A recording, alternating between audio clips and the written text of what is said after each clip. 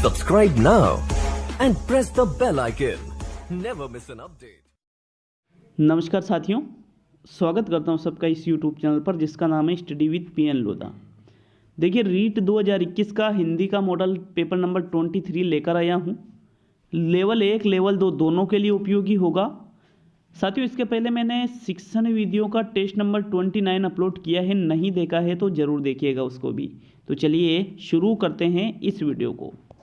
पहला क्वेश्चन है, तत्सम तद्भव का सही जोड़ा नहीं है। तो जो जोड़ा तत्सम तद्भव का सही नहीं है वो देखना है। अब आप सोचोगे कि भाई तत्सम तद्भव तो सिलेबस से हट गया है, लेकिन मैं आपको बता दूं कि लैंग्वेज सेकंड जिसके हिंदी है उसमें तत्सम तद्भव है साथियों। यहाँ पर आपका ये टॉपिक है, इसलिए इसका भी क्वेश्चन मैंने डाला है। तो पहला प्रश्न है, तत्सम तद्भव का सही जोड़ा नहीं है। विकल्प को देखिएगा, आम्र का आम, आमलक का आंवला, अंगूठा का अंगुष्ठ और हस्त का हाथ। तो मित्रों देखिए आम्र का आम ही होता है, आमलक का आंवला होता है, हस्त का हाथ होता है, लेकिन यहाँ पर तत्सम तद्भव का सही जोड़ा नहीं है ये पूछा है। ये तीनों जोड़े तो सही है, लेकिन अंगुष्ठ का अंगूठा होता है, अंगूठा का अंगुष्ठ नहीं होता है। इसलिए ये जो तीसरा विकल्प है आपका प्रश्न नंबर 1 में, ये आपका सही आंसर है। चलिए नेक्स्ट आते हैं प्रश्न नंबर 2 पर। निम्न में से कौन सा विलोम युग्म सही नहीं है? संकल्प का विकल्प, भेद का विभेद, उग्र का सौम्य और चतुर का मूढ़।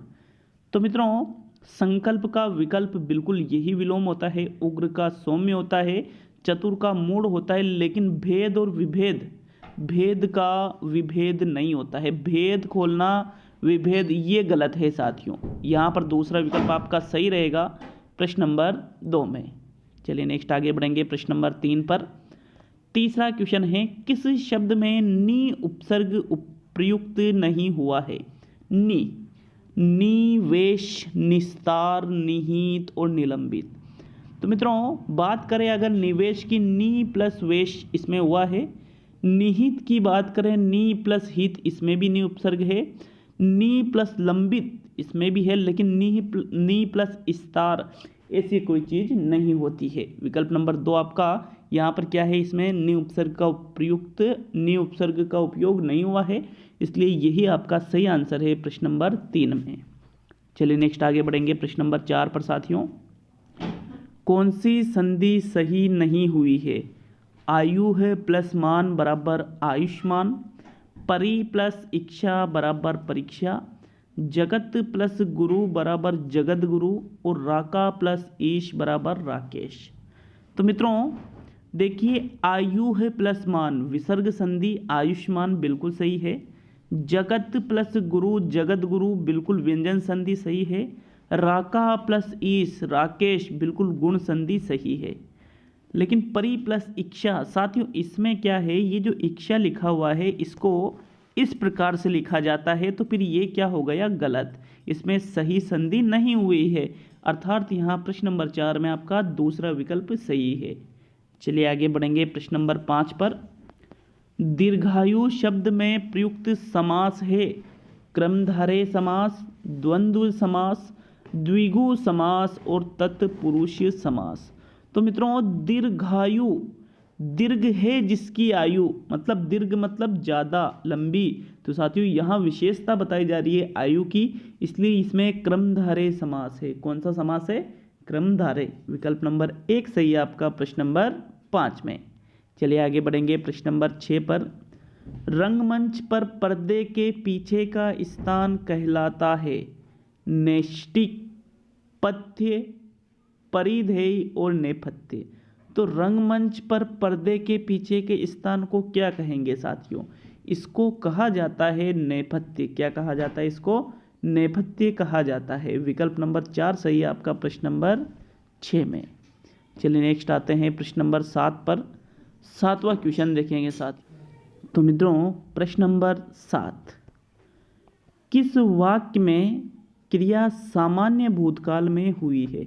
सामान्य भूतकाल में जिसमें क्रिया हुई है वो बताना है।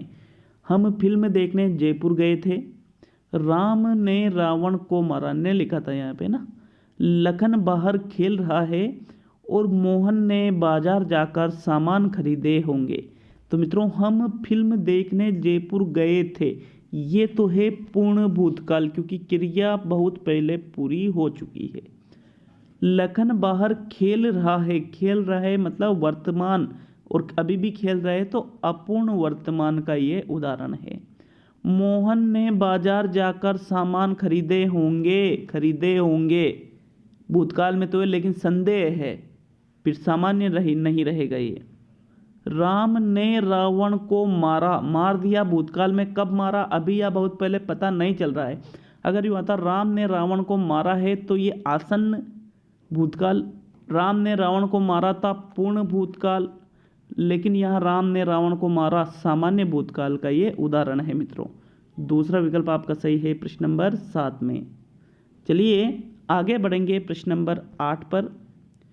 सही बहुवचन युग्म है घंटा का घंटाएं, जाति का जातियाँ, समाचार का समाचारें और नीति का नीतियाँ। तो मित्रों घंटा का घंटाएं नहीं होता है, घंटे होते हैं, ये गलत हो गया। जाति का जातियाँ होता है लेकिन इसमें ती बड़ी की मात्रा नहीं होती है। समाचार का समाचारें नहीं होता है, नीति का नीतियाँ होता है साथियों। बिल्कुल चौथा विकल्प आपका सही रहेगा प्रश्न संख्या 8 में। चलिए नेक्स्ट आगे बढ़ेंगे प्रश्न नंबर 9 पर। तो मित्रों प्रश्न नंबर 9 है, जिस बात का डर था वह नहीं हुई, रचना की दृष्टि से वाक्य है। सरल वाक्य है, संयुक्त वाक्य है, मिश्र वाक्य है या उपयुक्त सभी।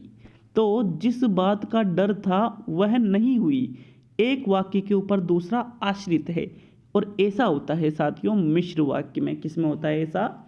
मिश्र वाक्य में। इसलिए तीसरा विकल्प आपका सही रहेगा प्रश्न संख्या 9 में। चलिए नेक्स्ट आगे बढ़ेंगे प्रश्न नंबर 10 पर। 10वां क्वेश्चन, बहुत कठिन काम करना के लिए उपयुक्त मुहावरा है। कलम तोड़ना, आकाश के तारे तोड़ना, गूलर का फूल होना और दांत खट्टे करना।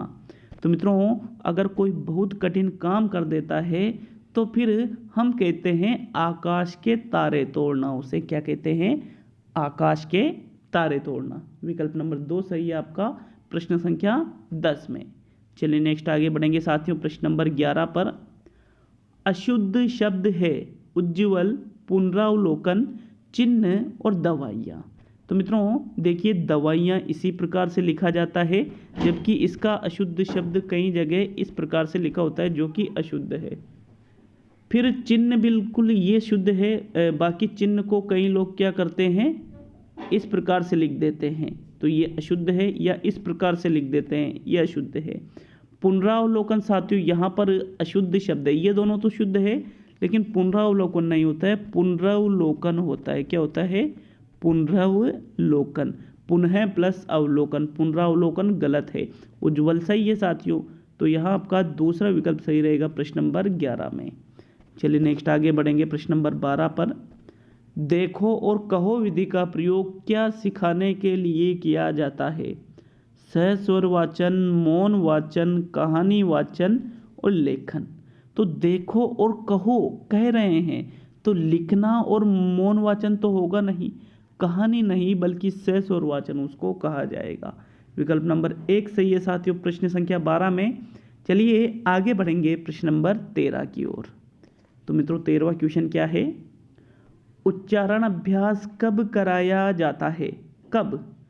अनुकरण वाचन करते समय कराया जाता है, या दूसरा विकल्प अनुकरण वाचन के बाद कराया जाता है, अथवा तीसरा विकल्प आदर्श वाचन करते समय कराया जाता है, या चौथा विकल्प आदर्श वाचन के बाद कराया जाता है। तो मित्रों आदर्श वाचन करते समय उच्चारण अभ्यास नहीं करेंगे, आदर्श वाचन के बाद अनुकरण वाचन किया जाता है, अनुकरण वाचन करते समय भी उच्चारण अभ्यास नहीं करेंगे, बल्कि अनुकरण वाचन जब हो जाता है तो उसके बाद में उच्चारण अभ्यास कराया जाता है। विकल्प नंबर 2 सही रहेगा आपका प्रश्न संख्या 13 में। चलिए नेक्स्ट आगे बढ़ेंगे प्रश्न नंबर 14 पर। 14वां क्वेश्चन है, समस्या समाधान विधि का गुण है जीवन संबंधी समस्याओं को हल करना, या सोचने की आदत विकसित करना, अथवा अपने विचारों को मुक्त रूप से विकसित करना, या इनमें से कोई नहीं। तो मित्रों जो समस्या समाधान विधि है इसके गुण की अगर हम बात करें तो इनमें से कोई नहीं को तो हम बाहर निकाल देंगे। अब 3 बचे, तो इसका राइट आंसर है जीवन संबंधी समस्याओं को हल करना ही समस्या समाधान विधि का प्रमुख गुण होता है। साथियों पहला विकल्प सही है, दूसरा तीसरा नहीं है, ओनली फर्स्ट विकल्प ही सही है प्रश्न नंबर 14 में। चलिए आगे बढ़ेंगे प्रश्न नंबर 15 की ओर। 15वां क्वेश्चन, गद्य के किस पाठ रूप में, किस लिखा था ये ना, गद्य के किस पाठ रूप में मौन वाचन अनुपयुक्त है? कि गद्य का एक इनमें से पाठ रूप ऐसा रहेगा जिसमें मौन वाचन अनुपयुक्त रहेगा साथियों। कहानी, आत्मकथा, जीवनी और संवाद। तो देखिए आप कहानी में, आत्मकथा में, जीवनी में मौन वाचन कर सकते हो, लेकिन संवाद को तो हमेशा बोलकर ही, संवाद मतलब बातचीत, तो वो तो बोलकर ही की जाएगी साथियों। इसलिए आपका चौथा विकल्प सही रहेगा प्रश्न नंबर 15 में। चलिए नेक्स्ट देखते हैं प्रश्न नंबर 16। निम्न में से विधा है पुस्तक, रेखाचित्र, चलचित्र और प्रोजेक्टर। तो साथियों विधा की अगर हम बात करें तो पुस्तक, चलचित्र, प्रोजेक्टर ये तीनों तो माध्यम हैं और रेखाचित्र यहाँ पर क्या है, विधा है। ये तीनों क्या है, माध्यम, और रेखाचित्र क्या है, विधा। अर्थात आपका दूसरा विकल्प सही है साथियों प्रश्न संख्या 16 में। चलिए नेक्स्ट प्रश्न देखेंगे प्रश्न नंबर 17। प्रत्येक इकाई के साथ ही मूल्यांकन होना क्या कहलाता है? वस्तुनिष्ठ मूल्यांकन, सतत मूल्यांकन, उत्पादक मूल्यांकन और पश्चिम मूल्यांकन। तो प्रत्येक इकाई के साथ ही मूल्यांकन होता रहे, जैसे एक इकाई पूरी हुई फिर उसका मूल्यांकन इकाई के साथ, तो उसको सतत मूल्यांकन के नाम से जाना जाता है मित्रों। किस नाम से जाना जाता है? सतत मूल्यांकन के नाम से। अर्थात विकल्प नंबर 2 सही है प्रश्न नंबर 17 में। चलिए नेक्स्ट देखेंगे प्रश्न नंबर 18 को। क्रियात्मक पक्ष का मूल्यांकन होता है प्रायोगिक परीक्षा द्वारा, लिखित परीक्षा द्वारा, साक्षात्कार द्वारा और मौखिक परीक्षा द्वारा। तो क्रियात्मक पक्ष का अगर आपको मूल्यांकन करना है तो यह होता है प्रायोगिक परीक्षा द्वारा, क्योंकि प्रायोगिक परीक्षा में बच्चा प्रयोग करेगा तो करके सीखेगा, तो क्रियात्मक पक्ष का मूल्यांकन होगा। जबकि लिखित परीक्षा द्वारा छात्र के ज्ञानात्मक पक्ष का मूल्यांकन होता है साथियों। विकल्प नंबर 1 सही है प्रश्न नंबर 18 में। नेक्स्ट प्रश्न नंबर 19। राजस्थानी शब्द पल्लो का अर्थ होता है, पल्लो नाम सुना होगा सभी ने, गाना है इसका, आंचल, दुपट्टा, साड़ी और इनमें से कोई नहीं। तो साथियों वो जो पल्लो लटके, वो जो गाना है उसमें वो शब्द आता है पल्लो, तो उस पल्लो का मतलब होता है आंचल। क्या होता है मित्रों? आंचल होता है। विकल्प नंबर 1 सही है प्रश्न नंबर 19 में। अब अंतिम और 20वां क्वेश्चन, आज 20 ही क्वेश्चन ले पाए साथियों, थोड़ी प्रॉब्लम है मेरे, मैं आपको मतलब बताने की चीज़ नहीं है वो, बट है कुछ व्यक्तिगत। तो साथियों इसलिए कम क्वेश्चन आ रहे हैं। कल का जो मेगा टेस्ट है पूरी कोशिश रहेगी कि आपके मेगा टेस्ट आए ही आए, लेकिन अगर नहीं आ पाया तो फिर सुबह नहीं आया तो 12 बजे तक तो आ ही जाएगा साथियों, 12-1 बजे के बीच में, नहीं तो सुबह ही कल मैं डाल दूंगा, कोशिश पूरी रहेगी मेरी। चलिए प्रश्न नंबर 20 है, विचारों की अच्छी अभिव्यक्ति किस प्रकार के प्रश्नों में हो सकती है? लेकिन एक और बात बता दूं कि कल मेगा टेस्ट आएगा ज़रूर, चाहे वो थोड़ी देर से आए, 12-1-2 बजे तक आए, लेकिन आएगा ज़रूर साथियों।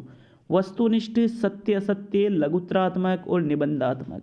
तो मित्रों देखिए विचारों की अच्छी अभिव्यक्ति होती है निबंधात्मक प्रश्नों में। मैं आपको बता दूं साथियों कि जो मेगा टेस्ट है वो एसएसटी के भी उसमें क्वेश्चन रहेंगे, साइंस मैथ्स के भी क्वेश्चन रहेंगे, लेवल फर्स्ट के भी क्वेश्चन रहेंगे।